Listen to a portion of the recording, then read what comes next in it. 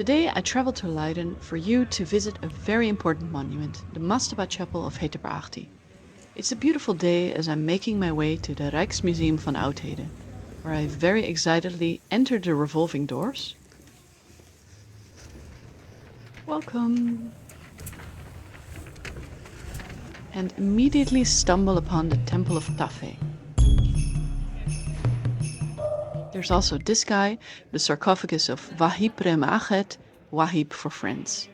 The Tafe temple, as you may know, was gifted by the Egyptian government to the Dutch people for their assistance in the UNESCO campaign to save the Nubian monuments in the 1960s.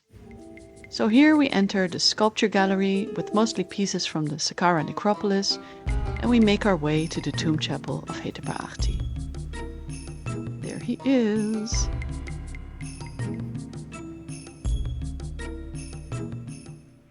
So here's Hetepherakhty, depicted on the facade of his tomb chapel several times, and here he would have been quite visible to anyone taking a stroll through the Saqqara necropolis. So the tomb was definitely not hidden. In the hieroglyphic text on the left, he talks about how he built his tomb in an empty spot where no one had built their tomb before, and how he paid his workers in bread, beer, oil, clothing, and all good things.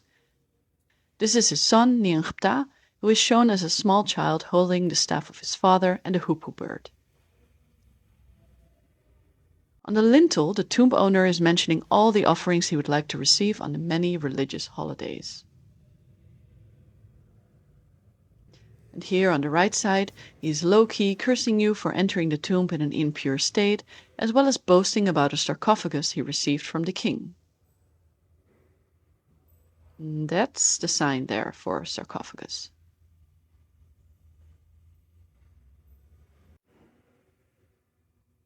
Now let's go inside. In the meantime, you can admire my great editing skills.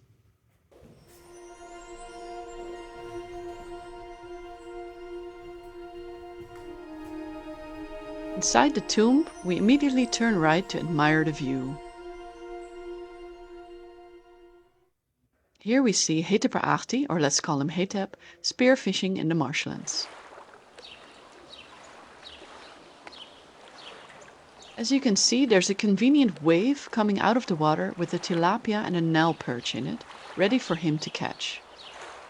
In the water underneath, there are different species of fish and even some hippos and a crocodile.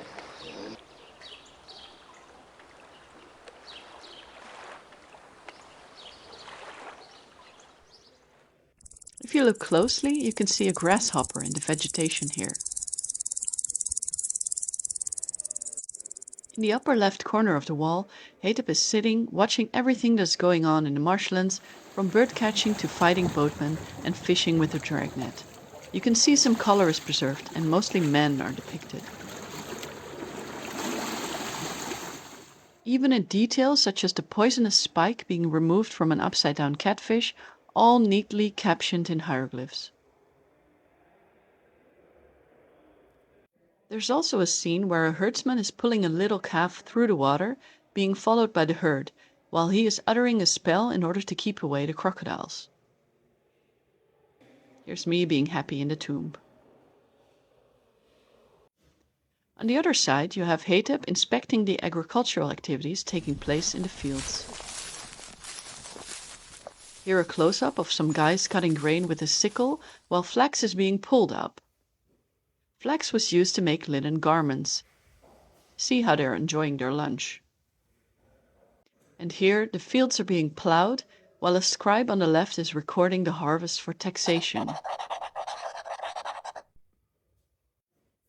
Hetep is shown here with his little parasol and his son behind him, who is also a scribe.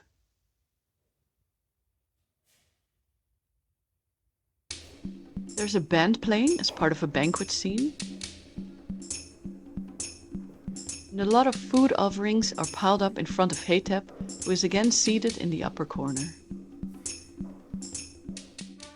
Below, some reluctant desert cattle, in this case a Nubian ibex and a scimitar oryx, who are off to be slaughtered, I'm afraid. This is a so-called false door, made of one solid slab of limestone, with a hole in it made by robbers. There was nothing behind it, just solid mud brick. On it, Hetep is depicted again several times, as well as this cartouche, the name of King Nefer-ir-Kare. We use these royal names to date the tombs. Here is another of my favorite scenes. It's hard to see, but there's goat herding and bird catching going on. This detail of a goat giving birth only appears in about 4 tombs in Saqqara, so they likely copied this motif from each other. And here's a tree full of orioles and some hoopoes. They're catching the birds with a net strung over the tree. This entire scene was the subject of my MA thesis. Bread and beer making was another important aspect of the tomb decoration, but this could be the subject of a whole other video. Below, an ox is led to be slaughtered. In some parts of the tomb, you can see that the decoration is unfinished, like here with the offering bearers. Part of the outline has been cut out, but not the inner detail. Then there are boats. This has to do both with a type of religious pilgrimage and the funeral itself. You can see how nice these rowers are depicted. And then there are ladies dancing at the funeral of Hetep, or so he hoped. And there you have it, the tomb chapel of Hetepherakhty. I hope you enjoyed this little introductory tour. And isn't Leiden beautiful? Thank you so much to our Patreons. Please like and subscribe for more content, and see you in the next video.